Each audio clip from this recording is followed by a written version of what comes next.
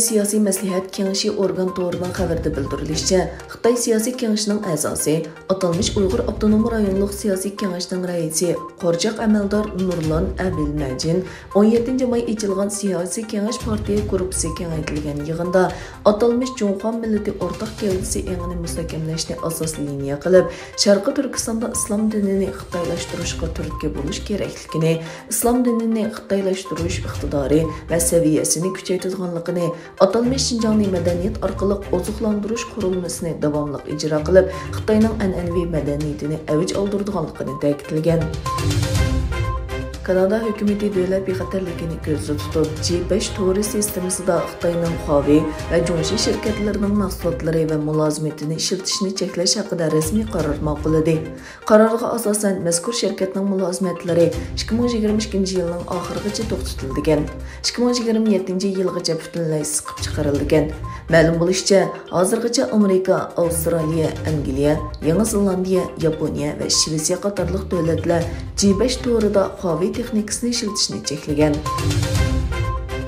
Amerikaning tangliq gazetlarining biri bo'lgan Valko'chisi gazeti Xitoy Kompartiyasining G'arbga Kreml sariyiga yurgizgan jazosiga qarshi turishni oldin olish tadbirlari sifatida partiya amaldorlarining chet elda uy-mulk va pay chekini sotib olishini cheklaganligini o'tirib qo'ydi.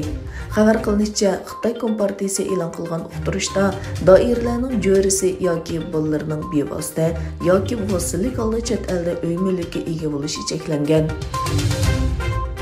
Amerika prezidenti Joe Biden Osiyo ziyoratining birinchi bekatida Koreyaning poytaxti Seulda 11 kun ilgari vazifaga o'tirgan Koreya prezidenti Yoon Suk Yeol bilan uchrashishdan keyin birlashma axborot e'lon qilish yig'ini ochdi.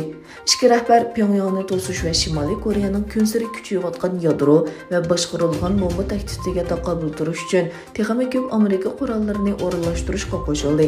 Biden Hind-Tinch okean rayonining erkin va ochiq holatini saqlab qolish uchun Amerika bilan Koreyaning 1950 yildan 1953 yillardagi Koreya urushidan boshlangan ittifoqdoshligini texnik taraqqiy qildirish kerakligini ta'kidladi. Xitoy hukumati Braziliya, Rossiya, Hindiston, Xitoy va Janubiy Afrikadan tarkib topgan kesak oltin davlatlarini yangi a'zolar bilan kengaytirishni talab qildi. E'lonlanishicha, sinliq o'tkazilgan tashqi ishlar ministrlari uchrashuvidan keyin e'lon qilgan bayonotida navbatchi raislik vazifasini o'tayotgan Beijingning taklifini boshqa davlatlarning ma'qullaganligi xabar qilindi. Yaponiya bosh ministri Kishida Fumio Kyoto shahrida muxbirlar bilan suhbatlashganda Xitoyning Sharqiy dengizda yakka tarafli gaz maydoni burg'ulash faoliyati bilan shug'ullanganligini bayon qilib mundaq dedi. Maxsus iqtisodiy rayon va cho'ng quruqlik chegarasi bekitilmagan ahvol ostida tek tarafli holda gaz burg'ulash faoliyati elib berishni qabul qilg'ili bo'lmaydi. Yaponiya tashqi ishlar ministrligining bayonotida Sharqiy dengizda bir taraflama burg'ulash faoliyatining ikki davlatning dengiz chegarasi deb qaralgan liniyaga yaqin joyda bayqalganligi xabar qilindi.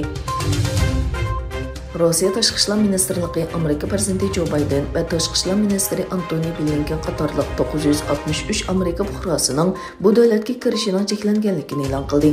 Ministrlikning rasmiy to'ri betida yozma bayonot e'lon qilinib, Amerika Qo'shma Shtatlarining Rossiyaga qarshi turish jazosiga taqobil turish doirasida Rossiyaga kirishni mangulik cheklagan Amerika fuqarolarining tizimligi e'lon qilindi.